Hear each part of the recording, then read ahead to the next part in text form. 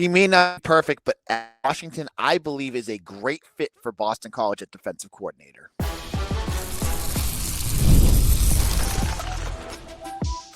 You are Locked On Boston College, your daily podcast on the Boston College Eagles. Part of the Locked On Podcast Network, your team every day.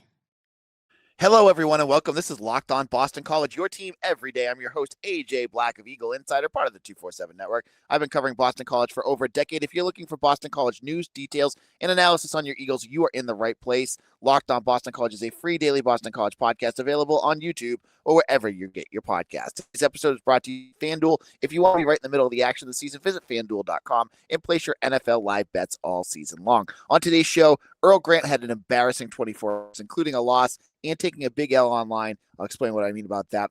Should BC be poaching from Auburn, or should they be looking elsewhere? I'll explain what I mean by that as well, and why I think Al Washington would be a good fit for Boston College football. I'll explain that as we kick off today's show. So we're coming in on a week of looking for a defensive coordinator, and honestly, that's not that much time, right? I mean, given some of the coaching searches that they've had in the past, you've seen BC take a while to go and find their next coach. But I believe that they're getting close. And O'Brien has said so. He expects to have those coaches in place soon, and those hirings probably will be announced soon. And now I've heard buzz about offensive line. I've heard buzz about wide receivers coach, but I can't really go into what I've heard because they're not out there yet. The defensive coordinator has been quiet. But one name I have heard buzz about is Al Washington. Washington's defensive line coach at Notre Dame. He obviously played at Boston College. He was a special teams coach here. He was a running backs coach here. He coached at Cincinnati, Ohio State, Michigan. He has a long hair. He's 40-something year, 43 or 42 years old. So he's a younger coach. But some folks have been saying to me, AJ, this is not the right fit for BC. You need a coach that knows what he's doing. And I'm not 100% sure that's correct. Here's why. I think Al has worked enough to know scheme. I think a lot of folks are worried that if he comes in here, he's not going to know ball. He's not going to know scheme up a defense. He has worked with the Al Goldens, the defensive coordinators at Michigan, Don Browns, and the Ohio State defensive coordinators. This guy's been around those coaches enough. At some point, young coaches have to take that next step. And yes, they can fall in the race. That happens. It does happen. But you also could be finding the next big new coach. Look at what Michigan State just did. They just hired one of Notre Dame's linebacker coach, Max Bullocks, who is even younger than Al, to be their co-defensive coordinator. So why not Al? Why shouldn't Al get a chance to do this? Would you really, honestly, rather have Al Washington or a retread from years ago like Don Brown? No offense to Don, but he's 70 plus years old at this point. I don't think he's the same coach as you had in 2015. Or a coach from the pros that may not be able to recruit. And that's another point I need to get to. Folks I've been seeing, oh, AJ, why do you just want BC coaches? Why is that a big deal? And I say it's not. You don't need to have BC-related coaches on the staff.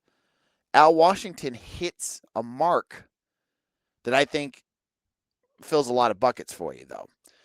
He's a coach that I have been following for years, and one I think is going to be pretty good. I mean, look at Notre Dame's defensive line this year. He's a big part of that. Another big part of what Al does is he can recruit. You bring in an NFL guy. No, so you're running the risk that they're not going to be able to recruit.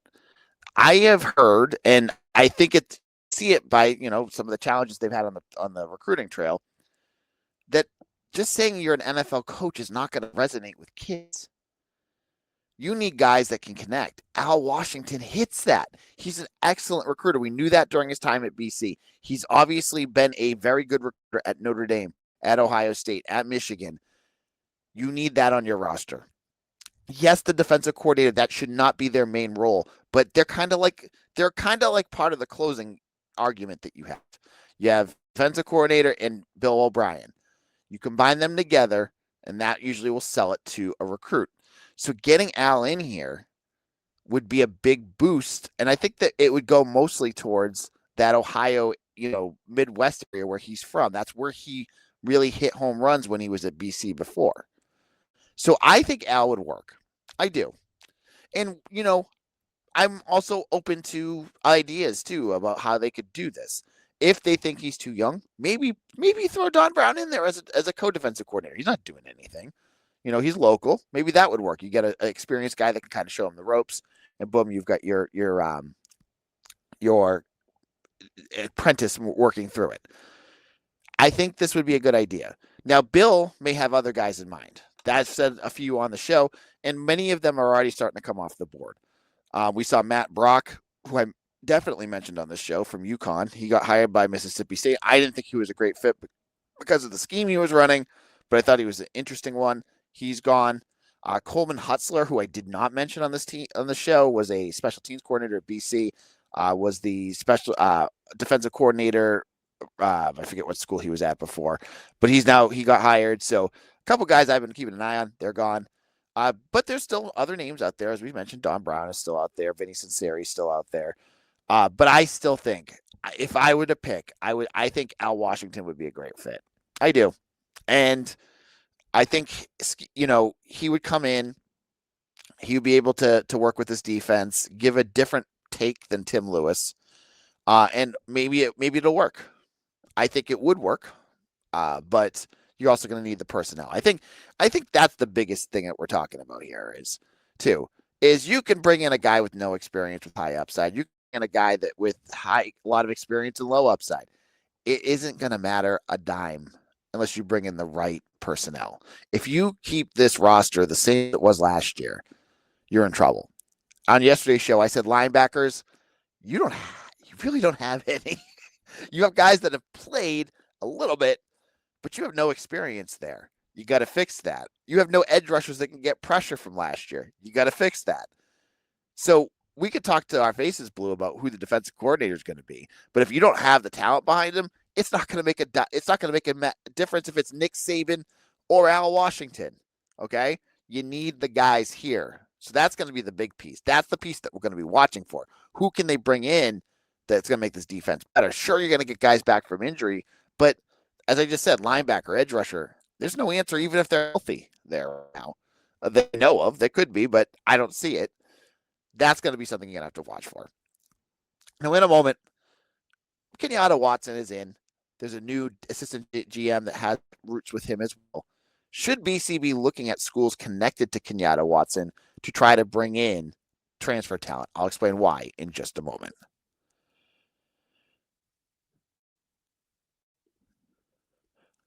The holidays are officially here, which means gift hunting season is on. And if you want something meaningful, personal, and guaranteed to get a reaction, Aura Frames is the gift that delivers every time. It's not just something you wrap, it's a way to share memories. Because Aura isn't your average picture frame. You could preload the frame with photos before giving it up, and then plug it in. The memories are already there. No apps to figure out, no setup headaches, just instant smiles. I have two sets of grandparents for my kids. They are in they're not even close to us. They love getting pictures to see what our kids are up to. I instantly upload them to the frame so they can see them. It makes them happy every time they get them. For a limited time, save on the perfect gift by visiting Aura Frames to get $35 off Aura's best-selling Carver mat frames named #1 by Wirecutter by using promo code COLLEGE at checkout. That's AURAFrames.com. Promo code COLLEGE. That deal is exclusive to listeners and frames sell out fast. So order yours now to get in time for the holidays. Support the show by mentioning us at checkout. Terms and conditions apply.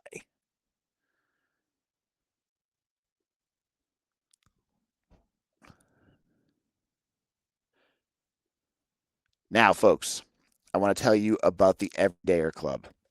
Thank you for making Locked On Boston College your first listen of the day, and thank you for making Locked On the #1 sports podcast of the day. If you're a true diehard Locked On Boston College fan, the Everydayer Club all access tier is built for you. You'll get a one-on-one text access with me, all access episodes, an exclusive newsletter with a 15% discount to the Locked On merch store. Head to superstream.com/Locked On Boston College to join the Everydayer Club and unlock all access. You can also find the link in the show notes and just click that link down there.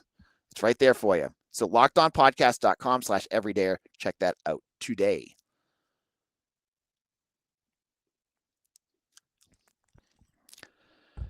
This is Locked On Boston College. I'm your host, AJ Black. Thank you all who have made Locked On Boston College your first listen every day. And to all my everydayers out there, thank you again for making us part of your daily routine.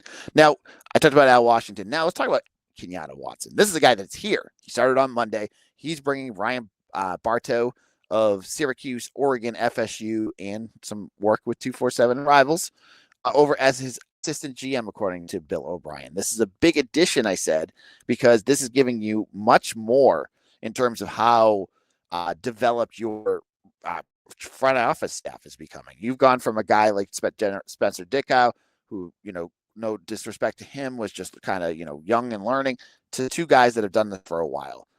Now, the other piece of why this is intriguing is because you are bringing in Kenyatta Watson, who worked at Auburn. Now, on one hand, Auburn wasn't very good last year. On the other hand, they're SEC schools, which is on my hierarchy of SEC schools and Barton College and Valpo and Elon. It's at a different level.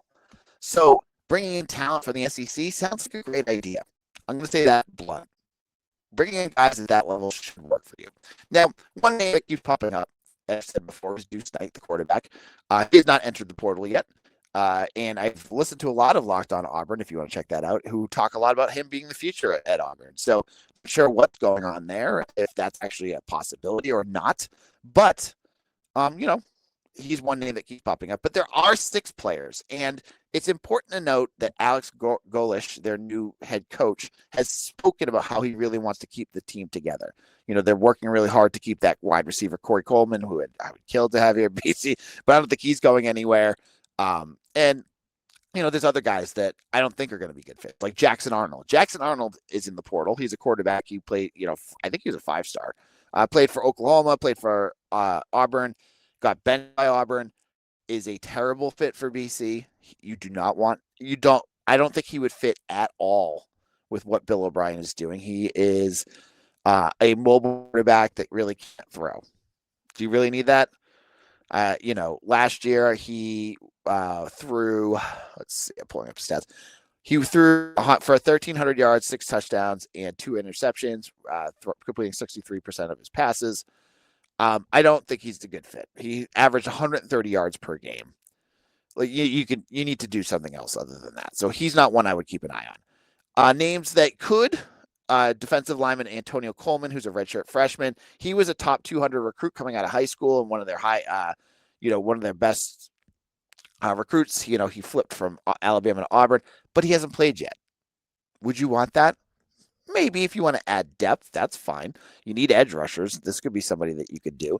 But is he an answer for next year, which is what you need? I wouldn't bank on that. He's a redshirt freshman. You have plenty of those that you're not sure about. You need to add a little bit more, especially when you only have 7 transfer spots at the time of this recording. I'm not sure he's the fit right now. And is a little bit more interesting if you need a wide receiver is wide receiver Horatio Fields, who transferred from Wake Forest and had 12 catches for 106 yards touchdown. Now you are losing Lewis Bond next year, and there could be other changes. We don't know. We don't know the status of Reed Harris. Jaden Skeet has constantly hurt, but if he's healthy, he would be a huge re-addition. And VJ Wilkins hasn't done all that much, and I'm not sure. I could make my guess, but I don't know what his status is either. Now Fields, obviously, you would know Kenyatta because Kenyatta probably helped get him to Auburn, and he's got experience. He's 6'2", so he's got some good size to him, which I love. This could be a good one to watch. Another name that I liked was running back Damari Alston. Damari Alston is a little bit smaller size. He's 5'9", 210 pounds, so he's big.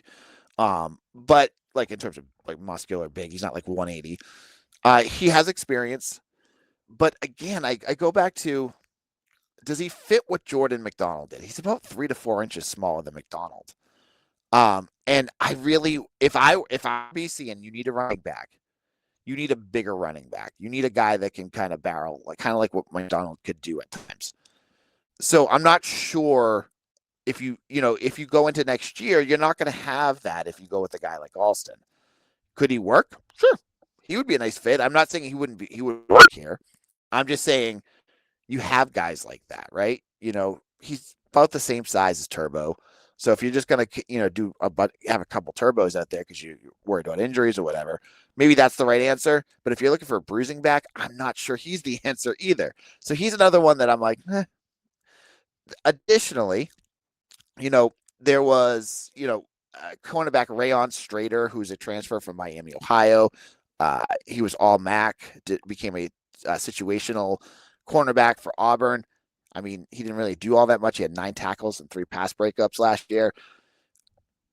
So my main thesis of this is looking at Auburn. There's some guys that maybe you want to bring in here, but right now, the way that their roster is constituted in the portal, there's no slam dunk for me. There's no guy I look at in that portal and say, there's a guy that's going to be, the Squidward thing. Eagle, I don't see it yet.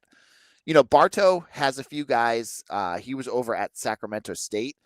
There's a defensive lineman that was the 4th ranked defensive lineman according to Pro Football Focus on their roster, who had a ton of run stuffs and looks really interesting. I very much more interested in him at this point than the guys on Auburn because he looks interesting. He looks like he had like a 92 Pro Football Focus grade. Sign me up there. That's more what I think. I think before we head out to our last segment, where I'm going to rip Earl, is I think it's not just going to be about Auburn for Kenyatta Watson. Kenyatta Watson is all about, and Brian Bartow are all about relationships. These guys have been everywhere. They've talked to tons of coaches, tons of kids. I think that is where it's at. And that's why it makes it impossible to guess where they're looking right now or where they're emphasizing, because the guys that they're bringing in could be playing somewhere else, but they knew them from high school or they had a great relationship with their parents or something like that. That's where Watson hits. Okay. So don't get just stuck on Auburn. I talked about it because I wanted to kind of show you that they don't really have a whole lot that you should be interested in right now, but you should be looking at guys that have been connected to Kenyatta Watson. Now, this is a guy that has a ton throughout the United States. So it's impossible just to pinpoint who he will be interested in, but you can look and you can see it, who he has been connected with on 247. Usually if he's a recruiter for them, you'll find that. Many times he's not, but I think that is where the players are going to come from. He's going to be looking all over the place. It's not just going to be at Auburn, but he'll be finding guys that could be playing elsewhere. Now, my final segment. Oh, Earl Grant, you just had a miserable 24 hours.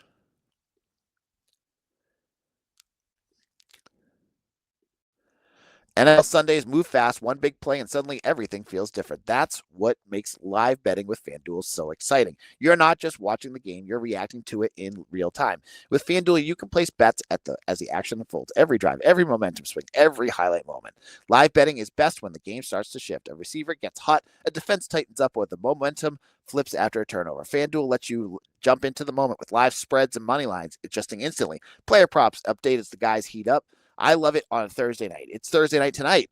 I love finding my NFL game, putting together a 3-part parlay with maybe a touchdown, who's going to score. I love passing yards. That's a big one for me, finding that quarterback that I know is going to line up that defense and putting those all together. And then you have a bonus on Thursday nights. There's frequently a parlay bonus. You can hit that too to make it even more exciting. So if you want to be right in the middle of the action this season, visit FanDuel.com and place your NFL live bets all season long. With FanDuel, the game moves fast, and so can you.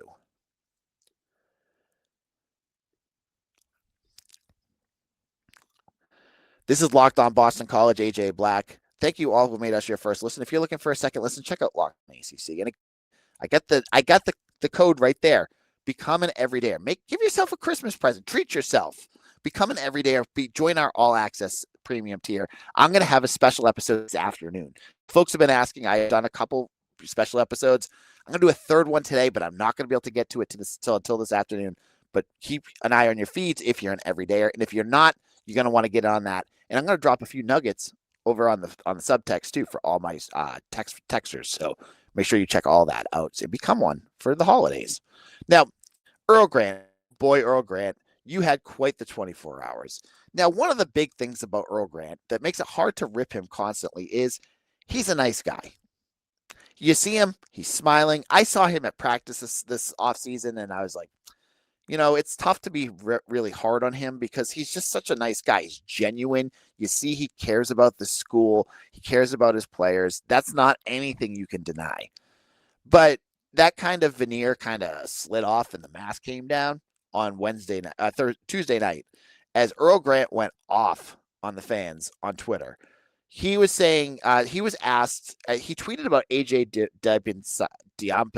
I'm sorry, I'm going to mess his name. Diampensa of BYU, who obviously was from Massachusetts, and it's like the number one basketball recruit. And people started sniping at him about why BC was never even involved. And he came back with response after response.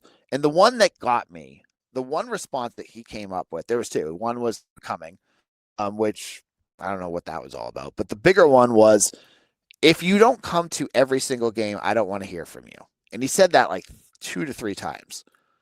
And that's where he lost me. Because I get you want the fans to support you.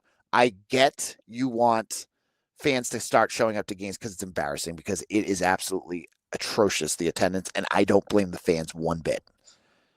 But that's the point.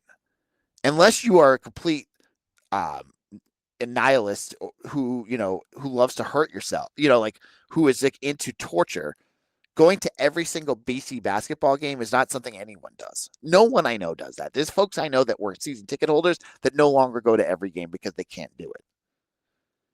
What you said was embarrassing. You have no right to chirp at, and many of these guys that he was chirping at have been diehard BC fans. I know from just following along with them. They're always in my comments talking about BC. You don't need to be doing that. And he did quite a bit of it last night, chirping back at all sorts of BC fans. What you needed to say, what Earl Grant should have said was, yeah, things have been bad, or things are not good right now. We're trying to get better, and we really appreciate your support. That's all you have to say. And you keep the fans on your side. But being nasty to them, that's only going to antagonize things. That's embarrassing for the university. You've got Jeff Goodman's podcast network, Field of 68, jokes about it. You've got everyone else now. This is the second time in a month that you've had a coaching incident where you have to have that the front page headlines about everything going on with your university. You do not need that. Bill O'Brien's on his second year. Earl Grant's on his fifth. Earl Grant is firmly on the coach hot seat. Being an antagonizer didn't help, but also ripping and losing to UMass also didn't help, because hey, less than 24 hours after being slamming fans on Twitter for not showing up, BC didn't show up and they lost to UMass. Now BC is under 500 with a cupcake out of conference schedule. Again, I don't care to get into the ins and outs of this game. I do not care. The end result is they lost. UMass is a bad basketball team, but you're even worse, because UMass lost to Milwaukee, who is coached by Doug Gottlieb, who has no clue what he's doing as a head coach. And you lost to them. Well, hey, guess what? BC just lost to UMass, the team that lost to Doug Gottlieb. So great work. And so instead of, ripping on the fans and being, spending your time reading the tweet mentions, which I don't even do, you, Earl Grant, should have been doing something to get your team ready. Stay the heck off the messages. Get off that. Watch film. Do something, because you made all these comments and all these nasty things that you said. You turn and flip it by then losing to UMass 24 hours later. UMass, who has been dying to get you on the court for 10 years. Their fans have been chirping about how BC's afraid to play you, how BC knows they're going to lose because that's what happened 10 years ago. And you kept that, I'm sure fans were thinking, or players thinking, we're BC, we're going to beat them. You didn't. You lost again. This was bad. I have said losing to Central Connecticut should have cost him a job. I mean, he's at what? He's got 6 out of conference losses. What are we doing? How long is this going to go on for? You now embarrassed the university by tweeting whatever you just tweeted last night. You just lost to UMass, which is also embarrassing. You're about to head into ACC play, where if I was a betting man, a safe bet would be 0 conference wins. They may win 1 or 2, but this is terrible. This program is a mess. And now you lost all the fans that you had because everyone saw those tweets and everyone was offended by what you did. But then UMass, they have a fan base that is proud, a fan base that is loud, and now they're going to let you hear it too because you just lost to them. This was a terrible 24 hours for Earl Grant. I don't know how he digs himself out of this. I'm not surprised. I would not be surprised if they moved on him now because of what just happened. You cannot afford to have the optics of your school get any worse, and they just did. After the Central Connecticut loss, I said to myself, how can this get any worse? You just lost to a team that bad. Well, you beat New Haven by 4 points. Woo! You took LSU, who was undefeated, to overtime, but still lost. Your third overtime loss of the season. Woo! Now you have this. You have this loss on top of all of that. You lost to UMass, and where things go from here, I don't know. As I've said on this podcast, when I talk about BC basketball, unless I'm doing what I'm doing right now, which is going nuclear, it's death. No one cares. And so I'm a business. I do this out of my love for BC, sure, but I don't do this because I want to make I make segments that are not going to hit. BC basketball never hits. When we talk about that, it's the death of my podcast. It just goes, the hits, the comments, everything evaporates because no one cares. Blake James has a decision to make here because that program's a mess. We can get into women's basketball, which is they're in a bad spot too. That one I don't blame so much on Joanna McNamee. I blame that more on BC for what they've done to that program, but that's a whole other conversation. But Earl Grant, maybe stay off Twitter for a while. This is AJ Black. Thank you all for following along. You can check me out on Twitter at AJ Black 247, on Facebook, Instagram, TikTok. And again, I'm going to ask again, become an everydayer. You get text access to me. I'm going to be starting email newsletters very soon. I'm learning how to do that right now. I'm doing special videos. You get merch discounts for all that cool Locked On stuff that you see. Become one today. The details are right there. And I hope to see you all again tomorrow for another episode of Locked On Boston College. Your team every